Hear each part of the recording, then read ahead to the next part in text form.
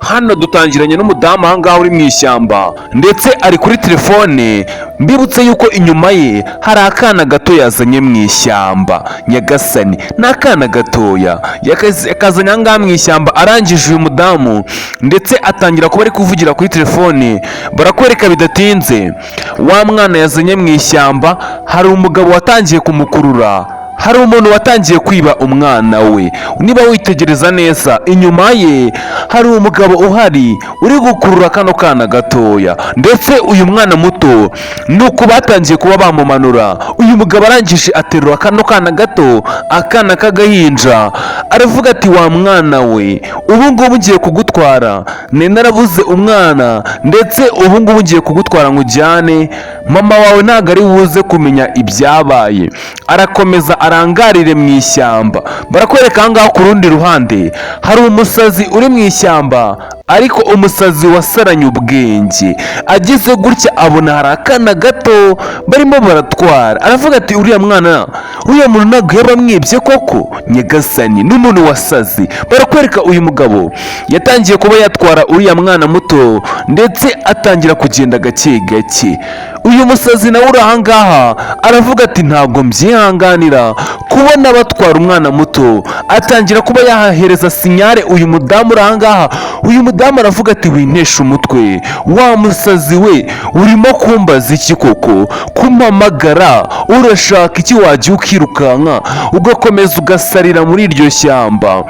Uyu musazi Nyagasani aramubwira ati nyamara umwana we baramutwaye, nyamara mbonye umugabo atwara umwana wawe. Uyu mudamu disi yamuri iyi sini yanga kuba yakumva ibyo ari kumubwira. Arangije uyu musazi aramubwira ati nyamara umva ibyo ndimo ndakubwira, ibyo ndi kukubwira byose ni ukuri. Uyu mudamu urangaho umusazi aravuga ati umupangu wa nyuma ni ukuba nakirukanka. Nyagasani, hano hari umudamu uri mu ishyamba.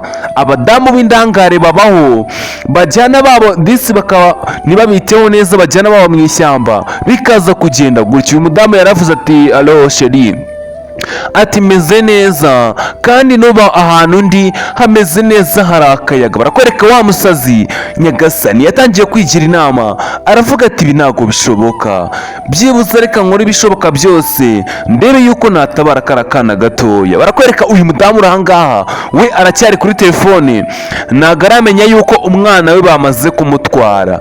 Uyu musazi uri ahangaha aravuga ati mana yanjye, ese kuko nubwo nasaze mfite ubwenge. Ati uyu mudamu ndimo ndamubwira yuko batwaye umwana we ntabyumve. Uyu mudamu yaravuze ati wa musazi we, genda wikomeza kunderanja, ndi kuri telefoni, we wikomeza kunderanja.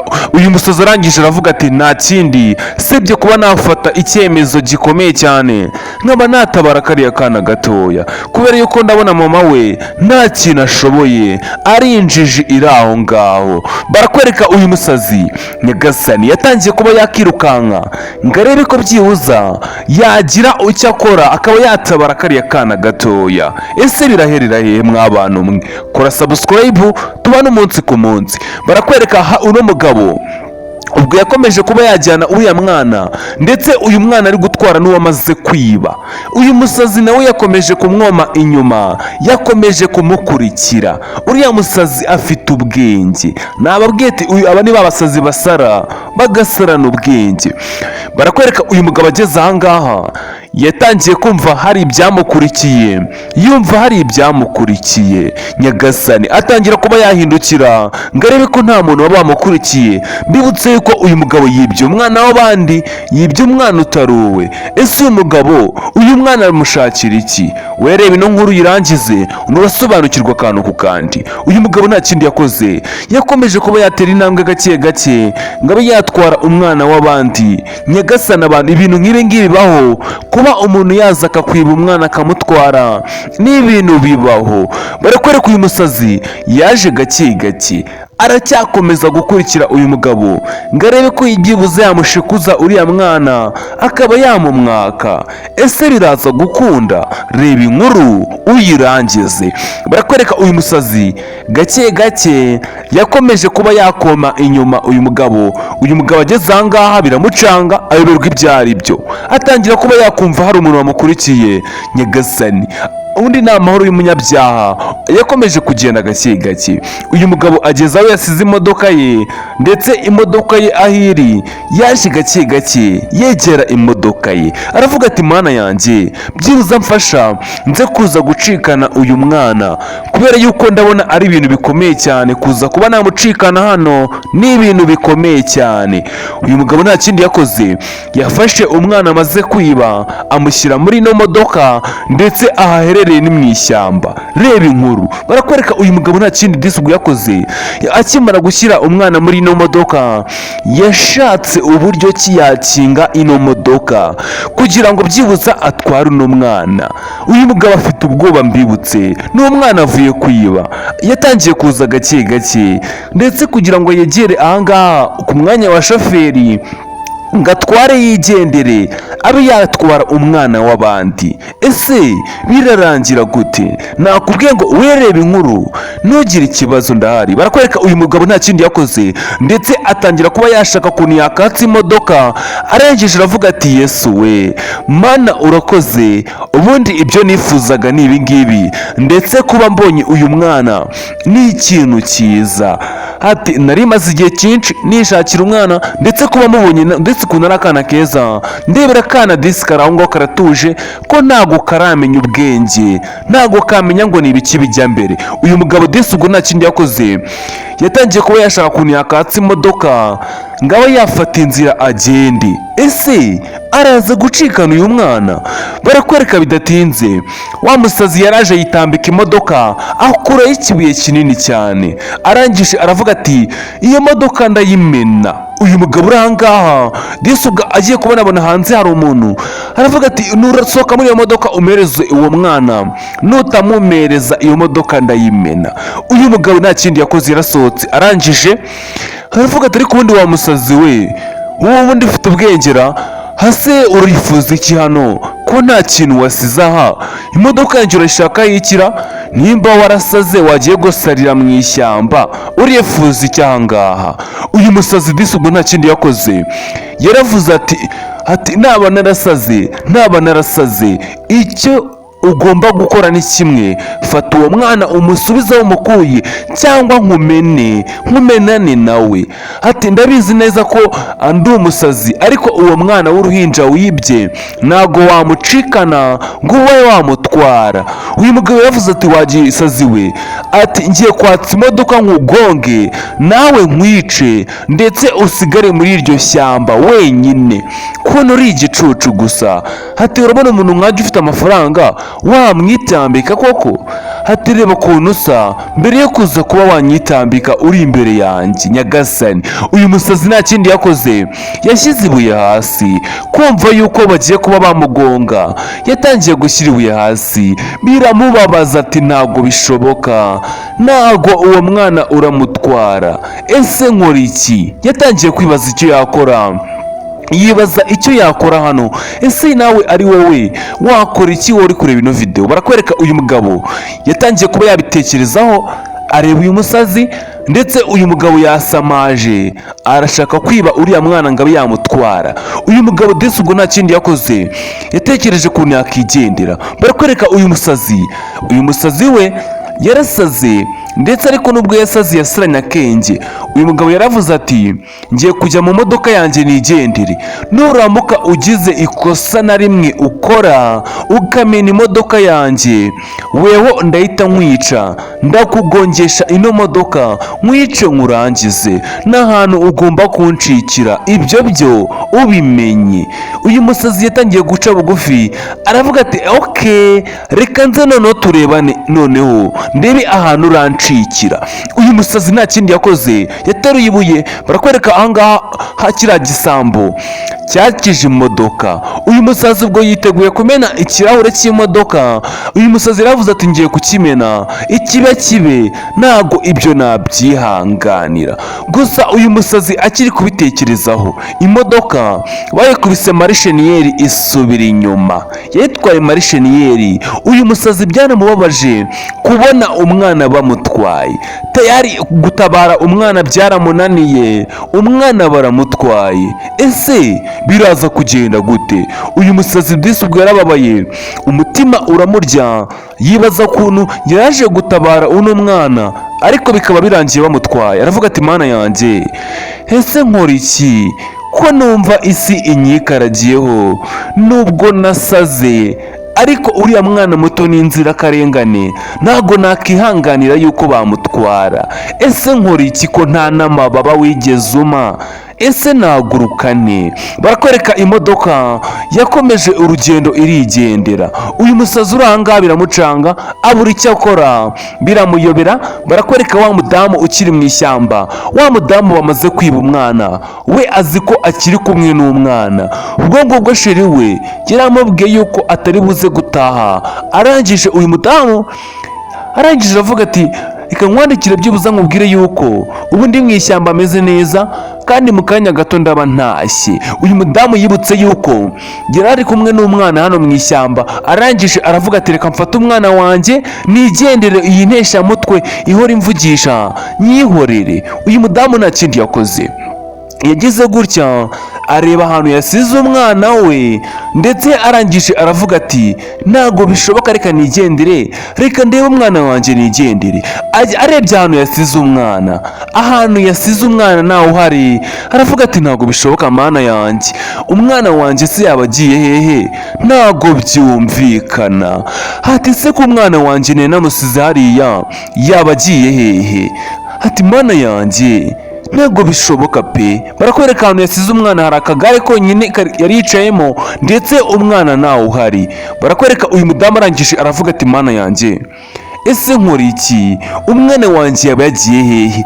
Abadamu nk'aba ngaba b'indangare babaho. Ndetse uyu mudamu arangije gake gake amanuka muri ariya mazi ngo arebe ko byibuze yashakisha umwana we, ngo arebe ko araza kumubona. Ese birarangira gute? Wireba inkuru uyirangize, ukore subscribe hasi ndetse bijyane na like, comment ndetse na share. Barakwereka uyu mudamu nta kindi yakoze, yakomeje kuba yaza muri ano mazi ngo arebe ko byibuza yashakisha umwana we, ngo arebe ko byibuze araza kumubona.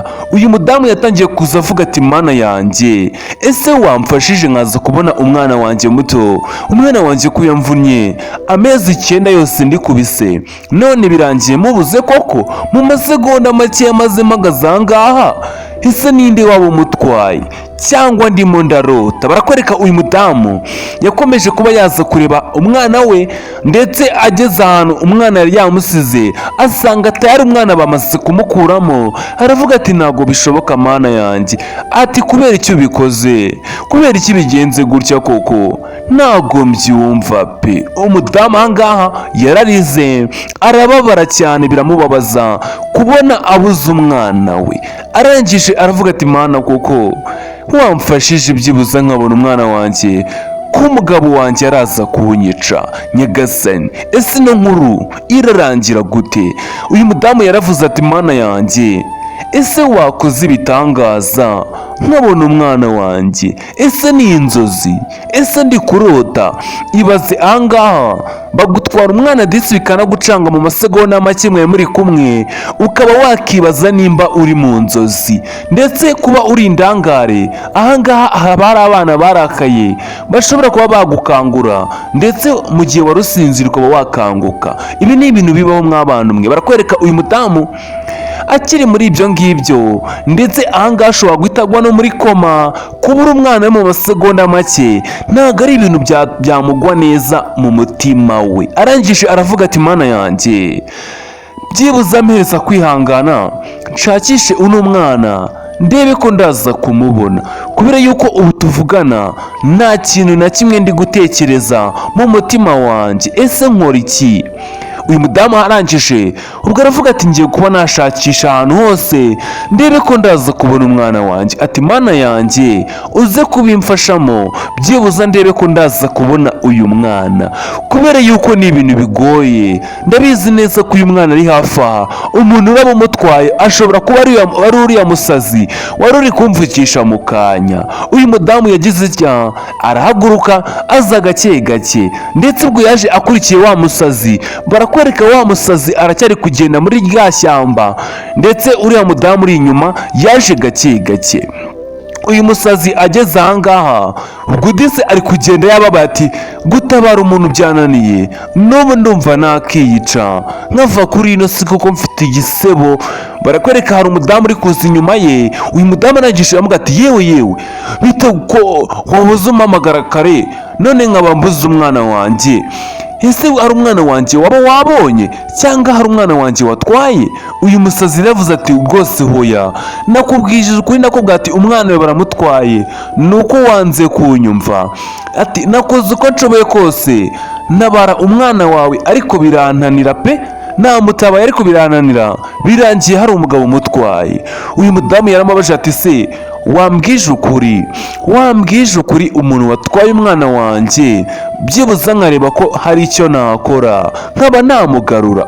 Uyu mudamu arangije aramubwira ati ndakwinginze mfasha umbwire umuntu waba watwaye umwana wanjye. Uyu musazi ati rwose pe ndakubwiza ukuri, ni umugabo wari ufite imodoka ndetse yari aparitse hano imbere, nakoze uko nshoboye kose ngo ngarure umwana wawe, namwirukankanye pe ariko byarangiye ancitse ndetse ajyana umwana. Gusa ni umugabo muremure ubyibushye mu kuntu, ndetse uyu mudamu uri ahangaha biramucanga yibaza uwo mugabo atazi ndetse biranamuyobera. Arangije uyu musazi aramubwira ati nakoresheje uko nshoboye kose ndaguhamagara mbona ntabwo uri kunyumva, ndetse umwana we bamutwaye kuri uriya mugozi bagenda bamukurura, barangije baramushyira mu modoka baramutwara. Uyu mudamu yaramubajije ati se wambabariye ukambwira byibuze baciye mu zihe nzira? Uyu musazi ati baciye hariya hirya, baciye hano hirya, kubera yuko nanjye nakoresheje uko nshoboye kose ngo mbe namutabara, ariko bikomeza kuba agaterera nzamba, bikomeza kuba ikibazo. Uyu mubyeyi arangije aramubaza ati se nubwo wasaze ariko uracyafitemo akenge, byibuze ntabwo waba wibuka se imodoka purake ukuntu yari imeze, byibuze ngo ndebe aho nahera nshakisha? Uyu musazi ati rwose wapipe ibyo ntabwo nabyitayeho, njyewe nari mfite umutima wo kuba natabara uruhinja rwawe, ariko si byigeze binkundira. Kugera n'ubu ngubu ndumva mfite igisebo cyo kuba nananiwe gutabara umwana wawe. Gusa nyine turakomeza dushakishe, byibuze hari igihe ku bw'amahirwe dushobora kuza kumubona. Gusa baciye hariya hirya, icyo nicyo cyonyine nibuka, purake y'imodoka sinyibuka. Uyu mudamu arangije aramubwira ati byibuze bwa rimwe reka nkufashe akantu gatoya, nimba bishoboka nta kuntu wanyobora ahantu bagiye baca, byibuze nkareba ko nafatisha umwana wanjye. Ndakwinginze pe, kuba wambwiye yuko umwana wanjye bamutwaye nimbashe kubyumva, ndabizi neza ko ari igisebo cy'umubyeyi kubura umwana we. Uyu musazi yarangije aramubwira ati nagerageje uko nshoboye mbabarira pe, njye n'ubu ngubu ndumva meze nabi. Uyu mudamu ati nsobanurira neza kuntu umvugisha umwana wanjye akabura, ibyo byose uri kumbwira nta n'agaciro nabiha, nta nubwo nabyemera, kubera yuko ushobora no kuba uri kumbeshya rega, ntabwo nabyemera. Uyu musazi ati wapipe ntabwo naba ndimo ndakubeshya, njyewe ibyo ndimo ndakubwira ni ukuri, umwana wawe atwawe n'umugabo ntazi. Uyu mudamu ati ndajya kugufungisha nutambwiza ukuri, ndakujyana kuri polisi ngufungishe, kubera yuko niwe muntu wamvugishije mbere yuko umwana wanjye abura. Ibyo byose ashobora kuba ari amatakirangoyi, ari ukumbeshya, uri kumbeshya. Mbwiza ukuri, umwana wanjye ari hehe? Ese ninde muntu wamutwaye? Ndabizi neza ko ninkugeza kuri polisi uraza kumbwiza ukuri, kubera yuko wibuke niwe muntu wamvugishije mbere yuko umwana wanjye mubura, none ngusanze ahangaha nta soni. Mbwiza ukuri vuba nyagasani. Uyu musazi yatangiye kuribwa amatwi, aramubwira ati wambabariye koko uranshaka iki? Ndakubwiza ukuri ko umwana wawe yamaze gutwarwa n'umugabo hariya, umugabo muremure, ndetse ngewe uri kwimbaza ubusa, wikomeza kumvanga mu mutwe pe, njye ndumva ntari kubyumva. Niba utumvishije ibyo nakubwiye ntabwo nyine nanjye nabyumva pe. Barakwereka uyu mudamu arangije aramubwira ati bwa rimwe byibuze tuza umbwize ukuri utambeshye. uyu musazi arangije aratuza aramubwira ati ndakubwiza ukuri, byibuze ndakunyuza mu nzira umwana wawe bamucishijemo bamutwaye, kubera yuko yamutwaye amuteruye gutya ubona nanjye meze, niko yamutwaye amuteruye mu ntoki. Nyagasani, ese urifuza indi nkuru? Ndabakunda cyane, bye.